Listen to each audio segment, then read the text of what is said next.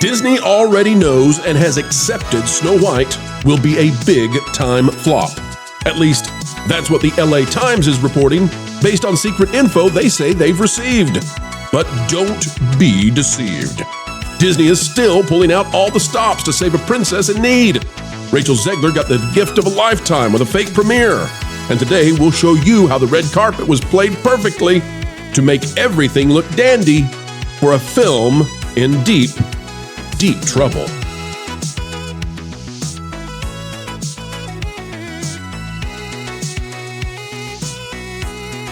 Hello, ladies and gentlemen, and welcome back to the Pro Channel. It is, of course, a dandy of a day, and we are coming your way from somewhere sunny USA.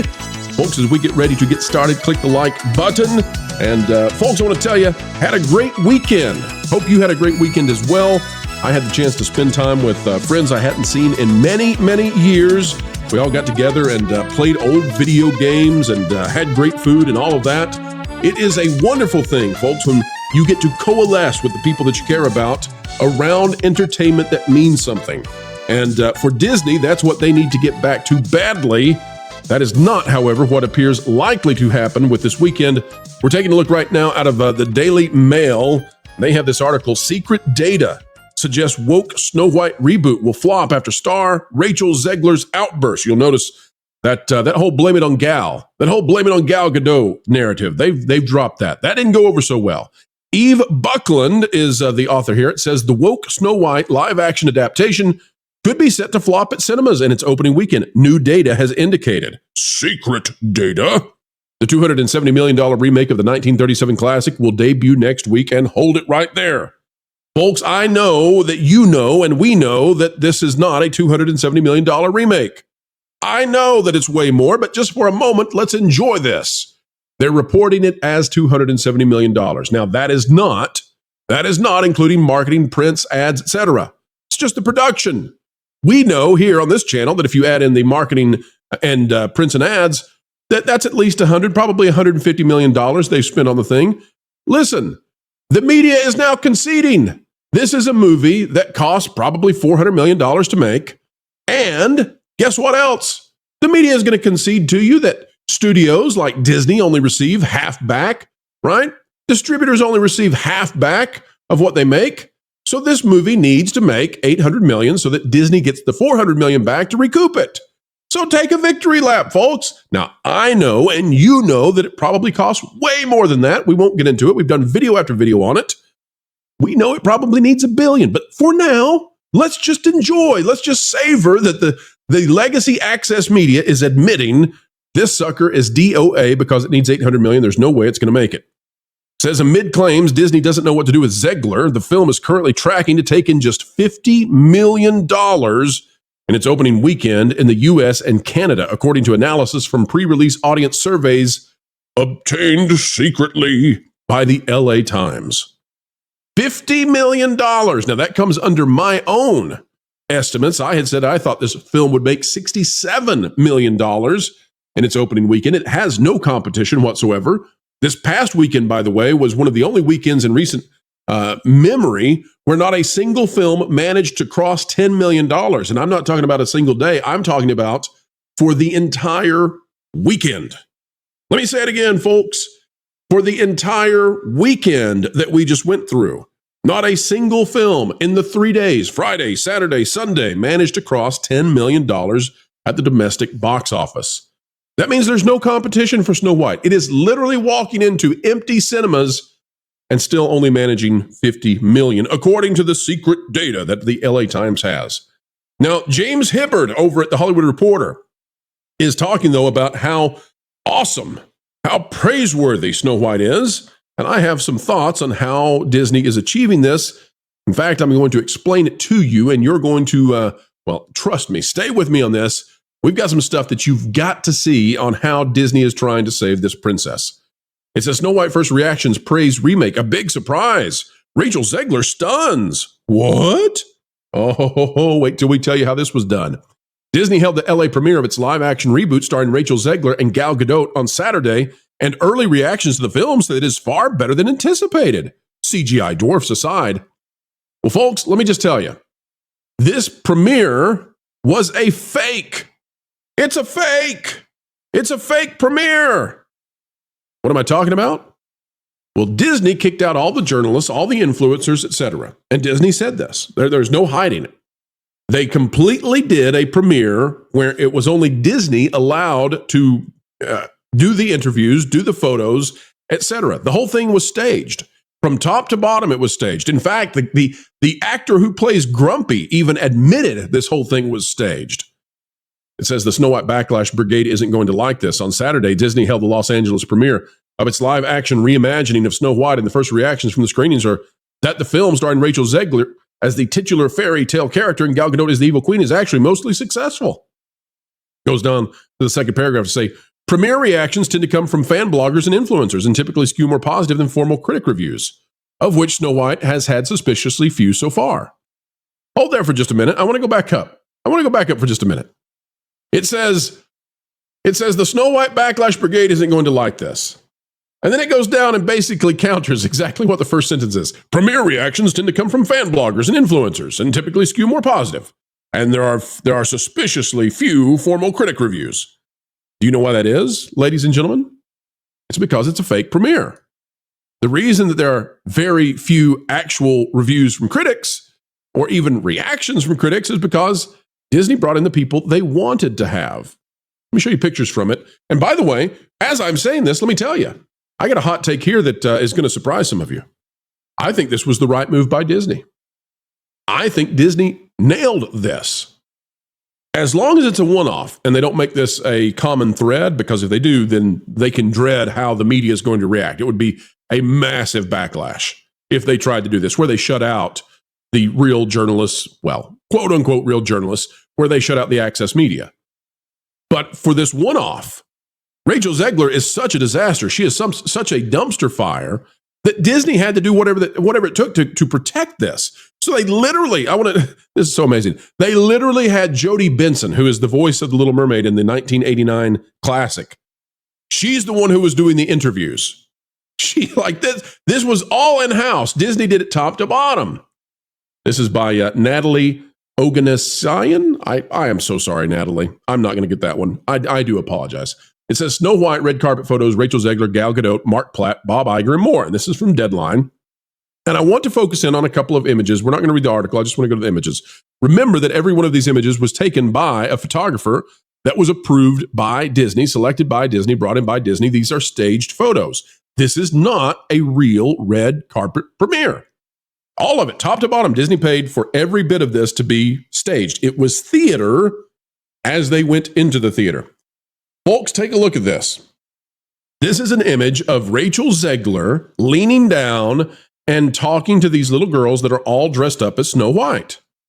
Now, as you look at that image, consider, how is it that all of these little girls got into these identical costumes for the most part, and they're all together? How did that happen? Well, because it's staged. Because from top to bottom, the whole thing's staged. And by the way, if we go over to at ChairBythWindow, which is a parody account, but the images are not parody, this is what Disney does. They know it's effective. So you've got on the left, you've got Rachel Zegler with all of those girls who have been brought by Disney to be dressed like Snow White. And then on the right, take a look. It's again, how does this happen? How does this continually happen? Oh, wait, Disney knows that this is marketing that works. They know it. Now, it didn't work for the Marvels, right? But they're hoping it'll work for Snow White. I do find it funny, though, that as we look at this image, in the middle of the image, there is a boy who may be dressed as Snow White. And I'll just leave it to you to figure out if you think Disney is wise in handling that, given the atmosphere, the climate, who knows? All of this, though, completely and utterly staged, top to bottom. By the way, here on the channel, we had, I believe, the exclusive on this young lady who will be playing young Snow White. Her name, let's see if we've got it. Amelia Foucher. Amelia Foucher. We had the exclusive maybe a year and a half ago that she's going to be in far more of the movie than was originally intended because of how poorly Rachel Zegler performed. Now, Amelia, because of how long this show has, or how long this movie has been in development, she does not look as young, nor does she look as much like Zegler as she did when she did the filming for the movie. She was about 8 years old. She looks like she's about 12 or even 13 now. And well, it's an honor for her, and we hope everything went well. Here's another image of Gal Gadot now with the all the little Snow Whites and all of that. And maybe the young man here, maybe he is dressed as the prince. I don't know. I think it's a faux pas by Disney, and one that they didn't have to do. But because again, this is not a real premiere. But again, I'm here to tell you, I think Disney had to do this because all you had to have was one reporter be on the scene and ask about that Middle Eastern conflict to Zilver or Gal Gadot, and the whole thing blows up. And if you're already down at 50 million internally, well, good Lord, how much lower could it go? Well, it could go lower. Now, we're going to take a look at this. This is so important, folks. I want you to see this. Oh, I got to tell you, though, before we do this, before we go here, I got to tell you, the whole deal about the positive reactions that you're hearing about in Snow White. It's a shocker. It's amazing. It's grand. Zilver stuns. How is that happening? Well, if you hold a fake premiere, you get to decide who goes into the screening, right? And the only people who are going to go into that screening are people that are very likely to give you a positive review because they want to be invited back to fake premieres. That's how you make that happen. The real reviews will happen Wednesday and Thursday. And I don't know that Snow White's going to get negative reviews. I don't know. I mean, this movie has basically been remade twice, right? There's essentially 3 movies here. And by the third time, you would hope they hit something with it. So, I don't think they're going to get a total strikeout on quality. I think they actually scrubbed most of the offensiveness out after the first version. But I don't think it's going to be enough to save. All right, so this is out of that Park Place, and this is the final spot we're going to stop by. You got to see this, folks. If you're not yet bookmarked to the website, make sure you are soon. By Marvin Montanero, it says, early Snow White reviews are suspicious. Is Disney orchestrating a PR smokescreen? Well, of course they are. And I've got some phrases that Marvin has found. I'm going to go down here, folks. You got to read the article. I'm telling you, go read this article. It's great. But Marvin has discovered that there are common phrases being used in many of these reviews, and we're going to watch this week, folks. Sorry, Disney, to expose this. We're going to watch to see if these appear repeatedly in more reviews. And if so, how did that happen? So here are 3 phrases that we have discovered that tend to exist across reviews that have no other link rather than beyond just that they went to Snow White. Rachel Zegler is Snow White. Well, obviously she is Snow White in the movie, but is Snow White, right? Rachel Zegler is, okay? Recaptures the magic of the 1937 movie. Gives the heroine, hey, YouTube, I'm talking about a princess, a hero who is a female heroine. Apologies, YouTube. Not that YouTube. I'm not. Good grief. Oh, the algorithms. Gives her newfound depth. These are the 3 things that you want to watch for, folks, if you want to know if a review is legit or perhaps did they receive talking points. And I'm not going to tell you who they might have received talking points from. No claim here. No claim on the blame for where the talking points might arrive from. But whenceforth they were delivered, we cannot say. But the 3 are, Zegler is Snow White, recaptures the magic of the 1937 movie, and gives the female hero newfound depth. Watch for those, folks, and see what happens, and we'll be watching right along with you. There's one thing, though, that is absolutely definitively true when it comes to Snow White. This has been a disaster for Disney, even to the point that they went so far, as we look at another deadline image, they went so far as to fake an entire premiere, made it look like the premieres that people have, but in reality, this was staged from top to bottom. Everybody there is a Disney person selected by Disney or coached by Disney. It is all Disney. You did not get there unless you were of the selecting committee in charge of this. Photographers, all Disney in-house people. Interviewers with microphones, all in-house Disney stuff. This was a production for a production to try to save the satisfaction of Disney investors to try to get as much out of this because, again, according to the LA Times, Disney's already figured out this is a flop. And what they've got to stop is the bleeding. Make it as little of a poison apple as it can be. I don't think that's going to save it, but we'll see. And remember, folks, I've already got tomatoes on my face. I said this was going to get 67 million in its opening weekend, and well, I'm wrong. according to the internal data, it's 50 million. So apologies there. I didn't mean to get you. I didn't mean to mislead you, folks. I didn't think it could make less than this. I mean, 67 million is nothing when there's nothing on cinemas. There's nothing out there to watch. There is literally, if you want to see a movie, Snow White's it. And if you know, surely there are people out there who still say, honey, would you like to go see a movie tonight? Well, certainly I would. What movie's on? Well, the only movie is Snow White. Well, that's good enough. It's by Disney. Apparently not. Apparently that does not exist. And apparently Snow White is going to manage to fail even at a time when there's nothing else to see. Literally, I don't know. I guess people are going to go watch that Netflix movie that critics are slamming, but audiences seem to like fairly well with Chris Pratt and Millie Bobby Brown. Maybe that's what people will do instead. Who knows? Stick it to the critics that way. All right, folks, that is the video for the day. We've got a big one, though, coming out later today and cannot wait to do so.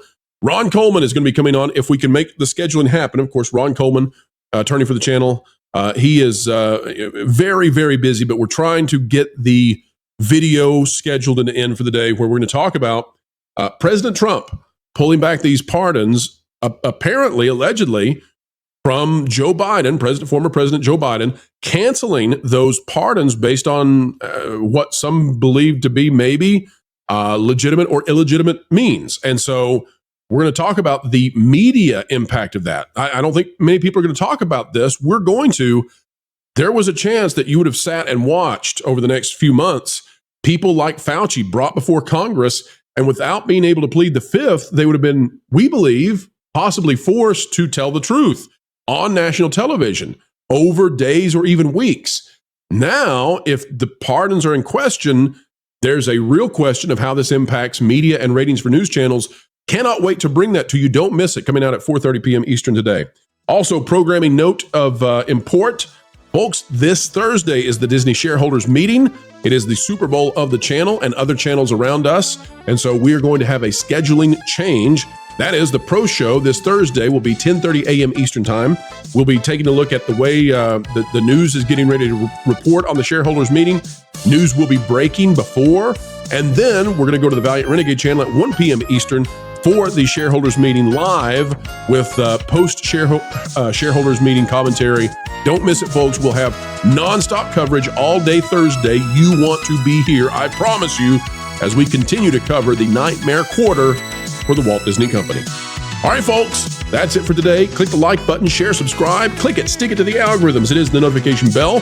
Drop a comment down below. Let us know your thoughts. And folks, until the next time, we have the joy and the honor of spending time with you. Keep learning, keep growing, and keep having fun. Hey, Floral, guess what? You put a fork in Pro's microwave again. No, that was yesterday. I don't know that what. Oh, I've decided to give up on torturing Jonas. What? Why? In the same way the cat sleeps like 20 hours a day, that was like your purpose. I know, but I've decided there's bigger fish to fry. Okay. Like Lorne. I mean, think about it. Everybody loves him. He's a fan favorite, and frankly, he has almost no weaknesses I can find. Except that he's really smart. So, you want to annoy the one panelist without a single flaw, because he's smart. Yeah, like that winged statue at that fancy Paris museum thingy. I want to break the one thing that everyone loves most. Right. So, kind of like the opposite of Rachel Zegler. Yeah, exactly. And I get to see her all the time at family reunions anyway. You get to see Rachel Zegler? Yeah. She's a total troll. Lives under a bridge, harasses billy goats, the whole 9 yards. It all makes sense now. Speaking of which, maybe she'll get me... I'm gonna call her on my... I'm gonna call her and see if she'll be in the next Indiana Jones. She should be the next Indiana Jones. That'll totally destroy Lord. He loves Indiana Jones. Oh, that's cruel.